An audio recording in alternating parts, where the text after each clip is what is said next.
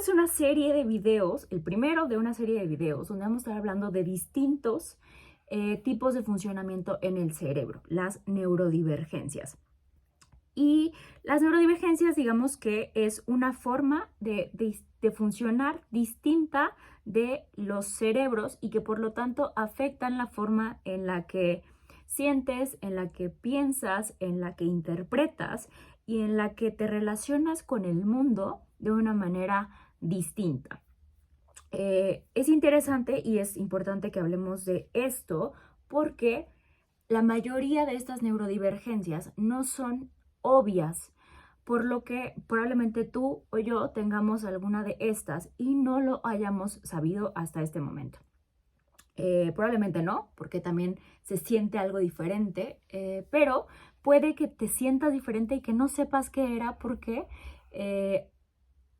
ha cambiado los criterios, hay algunos que son como más evidentes hoy en día. Hemos hablado también en algún otro punto sobre cómo por generaciones, ¿no? De repente parece como si fueran olas de diagnóstico de ciertas enfermedades o trastornos, pero es más que hay más conocimiento sobre estas enfermedades y entonces se empiezan a detectar tanto los que no se habían detectado como los que están en el entorno, ¿no? Ya hemos hablado, por ejemplo, de las generaciones que tenían depresión, las generaciones que tenían trastorno de déficit de atención, después hubo toda una generación donde todos los niños tenían autismo, es decir, eso complica un poco la cuestión de las estadísticas y la prevalencia de estas neurodivergencias. Pero bueno, es importante que a diferencia de estas, por ejemplo, la trisonomía 21 y otras discapacidades intelectuales como la parálisis cerebral, distrofia muscular, por ejemplo, el trastorno del espectro autista,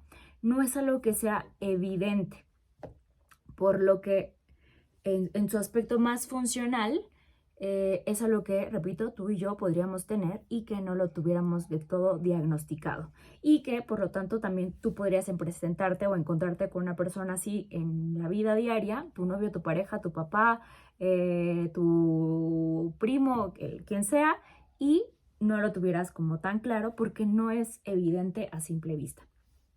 En su aspecto como más sano. Cuando me escuchas hablar de espectro, esto quiere decir que en realidad lo que antes se conocía como autismo o el autismo clásico, en realidad hoy se conoce como un continuo, ¿no? Un espectro de mayor a menor intensidad, donde la mayor intensidad se conoce como un autismo clásico versus lo más funcional que se puede considerar como el síndrome de Asperger, ¿no? Lo más prototípico, ¿no? Para hablar del síndrome de Asperger podría ser se les llama también sapiens, ¿no? Son como pequeños neurodivergencias y sería alguien como Sheldon Cooper, ¿no? Que ahí hay mucha controversia entre los psicólogos, psicoanalistas y demás, entre qué tipo de trastorno tiene el de Sheldon Cooper. Tendríamos que hablar con los guionistas realmente como para saber en dónde están basando su criterio, pero muchas de las características que él presenta, y ahorita te las voy a ir contando un poco, te van a hacer sentido y te puede ayudar a pensar en este personaje para entenderlo. Hay muchas películas que se han hecho también.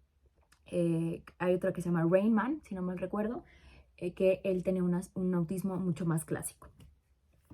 Entonces, bueno, en realidad lo que se cree es que, o lo que los científicos creen, es que hay múltiples causas, desde ambientales hasta genéticas, y que en realidad todavía no hay mucha claridad sobre qué es lo que pasa o cuáles son las causas exactas, ¿no? Recuerda que hemos pasado de este pensamiento positivista, donde hay solo una explicación, a darnos cuenta que la mayoría de las situaciones, la mayoría de las enfermedades, circunstancias, son multicausales. Entonces, hay un gran porcentaje que se debe a la parte hereditaria, de hecho hasta un 80%, y esto se ha investigado en gemelos, ¿no?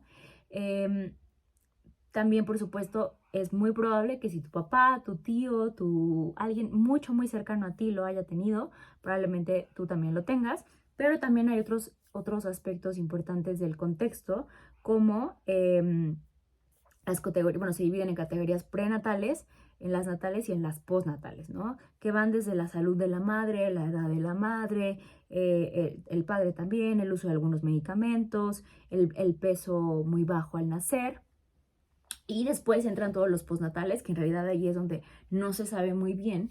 De hecho, hubo una época donde se culpabilizaba mucho a las mamás porque muchos de los criterios que tienen los niños autistas hablan de un síndrome especial que se conoce como la madre muerta, ¿no? Y que tiene que ver con que la madre no le haya puesto suficiente, eh, no lo haya catexizado, no le haya puesto suficiente energía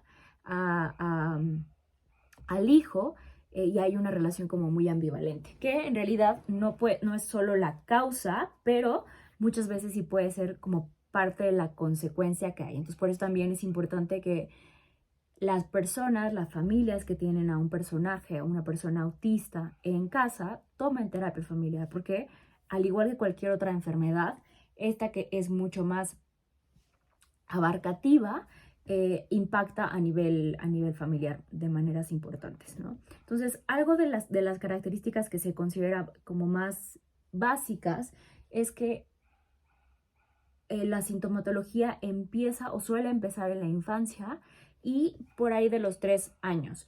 Se ve como un proceso donde tiene un desarrollo normal, ¿no?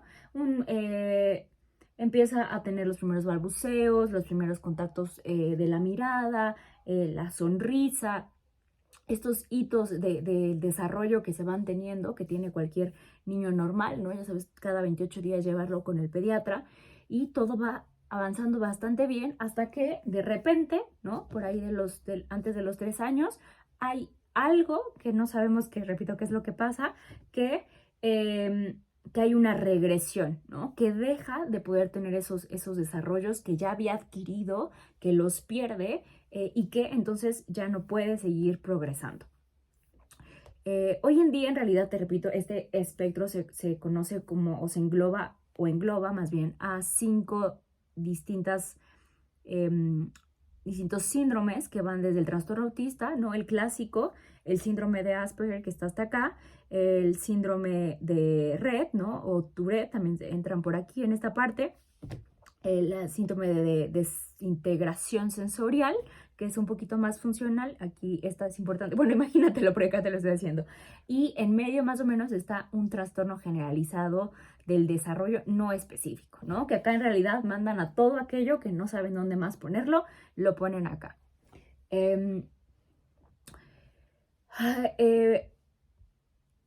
Repito, y esta parte de acá es importante que la veamos, donde está como el trastorno de Asperger, y después acá como solamente la cuestión de la desintegración sensorial, porque en la desintegración sensorial hay una confusión, o puede haber una confusión con algo que ya hemos visto en el pasado, que son las personas altamente sensibles.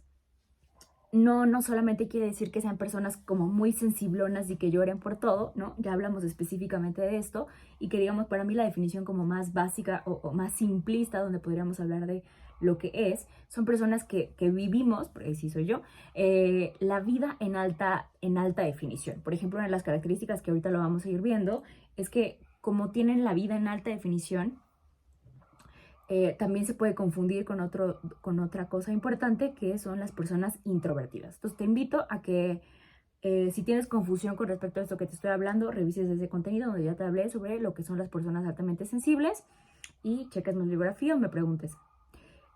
Entonces también es importante que pensemos, como ves, que puede existir una comorbilidad, que pueden ser compatible el autismo con algunas otras enfermedades.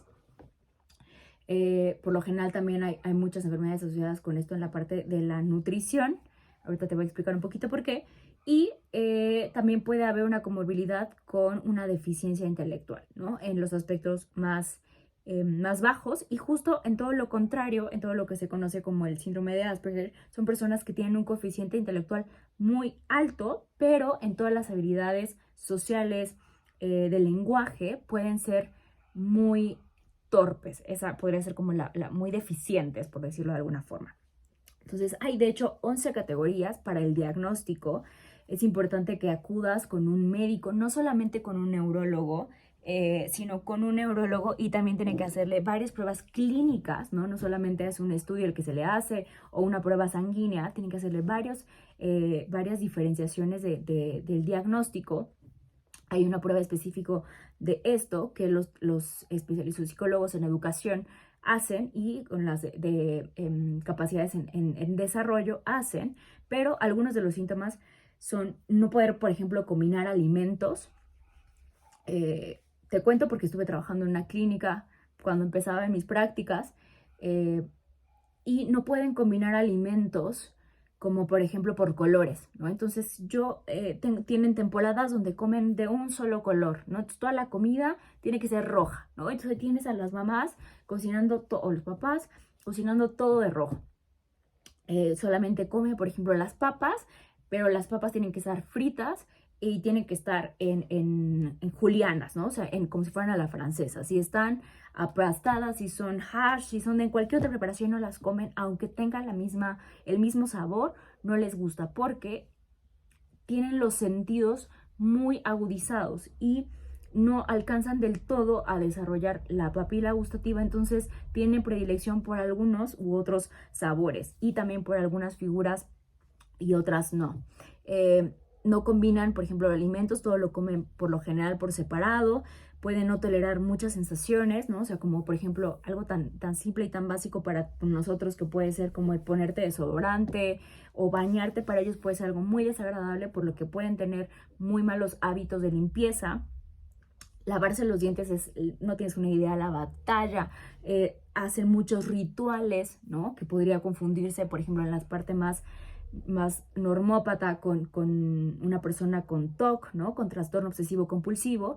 Y las personas con Asperger tienden a ser muy obsesivas en estos rituales. Si tú ubicas al personaje de Sheldon Cooper, es muy así, como igual la comida, de una cosa en específico, de un lugar en específico, es muy conciso el asunto. Igual para vestir, muchas sensaciones, muchas telas no las toleran, tienen que poder solamente unas u otras. Por ejemplo, el agua en general, ¿no? Puede ser algo muy complejo para ellos de manejar. El contacto físico, ¿no? O sea, todo lo que implica como la cuestión de la piel es algo de verdad sumamente traumático para ellos. Entonces, puede que algunos, por ejemplo, es paradójico, pero para algunos buscan refugiarse, contenerse en algunas cosas y eso les hace sentir literalmente contenidos, ¿no? Porque a veces el continente que tienen no y ahí es donde entra esta confusión también con el psicoanálisis. La piel que funciona como continente, como para abrazarte a ti, a veces no la tienen y ellos a veces se abrazan, se pegan a las personas. Algo básico es que no pueden hacer contacto visual o cuando lo hacen es algo muy esporádico, pero no te están viendo a ti, es una mirada como muy vacía y por eso al principio de la historia del psicoanálisis se pensaba el autismo como un tipo de psicosis. No vamos a meternos ahí en muchas discusiones, no es así, no se considera así actualmente, no se le da tratamiento psicoanalítico a los niños con autismo, no es así, pero ciertamente tiene muchas parecidas. También, por ejemplo, como no hacen contacto visual y es a través del contacto visual y las neuronas de espejo que generamos empatía, lo que se presenta, por ejemplo, en los trastornos de Asperger, que son las personas más funcionales, es que no pueden interpretar tus estados mentales. Y hemos hablado un poquito de esto en otros podcasts, te invito a que cheques sobre todo el último donde resolvimos dudas de la primera temporada y te hablé de esto de la teoría de la mente, que es poder inducir qué estado mental tienes tú, ¿no? Antes de que se exprese fisiológicamente a través de la empatía, ¿no? A través de lo que yo pueda interpretar, no hay, por ejemplo, tampoco un mimetismo que es previo a los estados de empatía y previo a las neuronas de espejo. Entonces no hacen contacto visual cuando ven a través de ti, ¿no? Es como pueden hacer uso de ti, no te reconocen como persona, sino como una cosa que está ahí como para disponer de ti. Entonces, por ejemplo, a mí algo que me agarraban los niños autistas y en vez de ellos poder hacer, de pedirte algo como persona, te usan como objeto para que tú vayas y lo hagas directamente por ellos. Hay dificultades en el lenguaje, ¿no? Una de las características más típicas, más en el aspecto como más grave, es la ecolalia, que es repetir una palabra y otra palabra y otra palabra, y por eso también entra aquí el trastorno de Tourette y de Rett, que el Tourette son las groserías y el Rett son trastornos estereotipados del comportamiento. Y la ecolalia es repetir una palabra y una palabra y una palabra hasta cierto número de veces o hasta que entran como en un estado como de un tic, ¿no? Y tienen comportamientos como este, por ejemplo, ¿no? Que probablemente hayas visto por ahí en alguna serie, en alguna película, que son, repito, estos son los comportamientos estereotipados. Y también pueden llegar a tener conductas autolesivas y también hacia otras personas porque necesitan defender su medio, ¿no? Se sienten agredidos de muchas formas. Entonces, pueden llegar a morder, se pegaban, ¿no? Había unos niños que tenían que usar, de hecho, como cascos para no lastimarse mucho. También pueden tener, no tolerar bien los sonidos fuertes, entonces se tapan los oídos y empiezan a hacer, por ejemplo, esto. Cuando hay sonidos muy fuertes, se alteran mucho. No hay juego porque como no hay esta interacción y este estado mental, lo que hablábamos de la teoría de la mente, yo necesito hacer un proceso de simbolización para poder hacer un juego. Cuando yo estoy jugando, estoy pensando, vamos a hacer como si esto fuera un sombrero y me lo pongo y me lo pongo de sombrero. O sea, tengo que hacer este proceso de saber que esto no es una dona, no es una liga, sino que ahora simbólicamente en mi cabeza representa a un sombrero. Eso, que yo pueda hacer esto, es un proceso de simbolización para poder jugar y también tengo que reconocer al otro para poder hacer una interacción. Entonces, los niños con autismo no pueden hacer eso.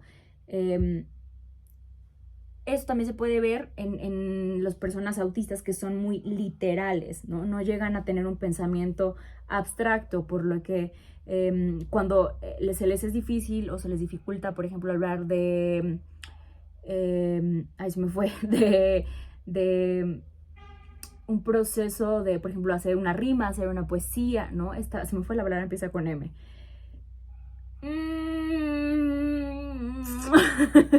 Bueno, después te digo. Y también, por ejemplo, como te decía, tienen dificultad para hacer el control de esfínteres porque es un proceso que se da más adelante en el desarrollo y que en general tienen dificultades con todo lo que tiene que ver con el aseo porque no toleran las sensaciones relacionadas con todos estos procesos que para nosotros son tan básicos como lavarnos los dientes, ponernos desodorante, etcétera, etcétera, etcétera. Entonces, bueno, no hay un tratamiento como tal para los niños con autismo, no hay una pastilla que pueda tomarse y que eventualmente ya no sea necesaria. Lo que se hace es, dependiendo de la dificultad o la severidad de los comportamientos que tienen, se pueden usar antipsicóticos y se usan también incluso ansiolíticos, ¿no? Pero en algunos casos no son tan recomendables porque tienden a aplanar otro tipo de conductas que pueden ser útiles o funcionales. En realidad es una condición que funciona muy bien, que es muy importante que tengan terapia sensorial, donde ellos puedan jugar, explorar, ir tolerando las sensaciones, ir aprendiendo nuevas sensaciones, ir flexibilizando sus comportamientos estereotipados y que pueden llegar a tener una muy buena calidad de vida, ¿no? Pueden ser relativamente autónomos e independientes. Pueden llegar a tener un trabajo, ¿no? Como hemos visto y hemos hablado de eso también en otros puntos. En cuestión, es importante que tengan, por ejemplo, terapia de lenguaje. Se ha visto con respecto a la alimentación, que como te comentaba puede ser muy difícil. Es importante que tengan una dieta balanceada porque tienen también mucho hacia la obesidad, justo por este comportamiento tan repetitivo que tienen y tan específico, que tiende a estar orientada hacia los alimentos transgénicos, todo lo que tiene que ver con grasas, alimentos ultraprocesados. Por lo que es importante que vayan con un nutriólogo para que tengan todos los grupos alimenticios y tengan no tengan deficiencias alimentarias. También se recomienda y se ha visto que pueden ser útiles para ellos las dietas cetogénicas o dietas keto, que también son útiles para la epilepsia. En la epilepsia es donde más se ha visto que es útil en cuestión de enfermedad, más allá de la pérdida de peso. Tiene muy buen resultado y como hay unas características similares en términos de comportamientos neuronales, puede ser útil para ellos. También se puede utilizar equinoterapia, ¿no? En general zooterapia, hay muchos tipos de zooterapia que se pueden dar para esto, acupuntura, rehabilitación para poder ayudarles a flexibilizar sus músculos, tienden a ser como muy rígidos. Se puede utilizar también rehabilitación, musicoterapia, arteterapia, pueden ser muy, muy útiles para ellos. Y como te comentaba, es importante que se tome, no para ellos, pero sí para la familia, terapia familiar. Porque también, por supuesto, que pueden ser parte de lo que se conoce como el chivo expiatorio en una familia, donde se culpabiliza a esta persona, al niño, al adolescente, de todo lo que pasa en la familia y donde se enfoque toda la atención en ellos, se pierda la atención sobre otras personas importantes y se haga una comorbilidad de cosas que no te quiero ni contar.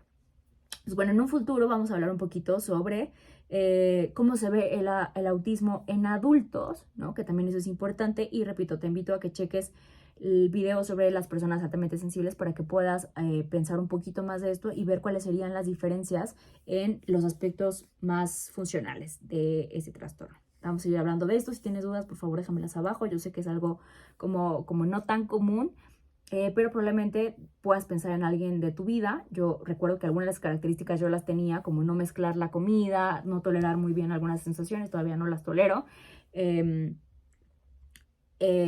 Y yo tengo un primo autista, entonces también claro que lo puedo pensar como más en carne propia. Entonces, bueno, espero esta información te sea útil. Nos vemos pronto.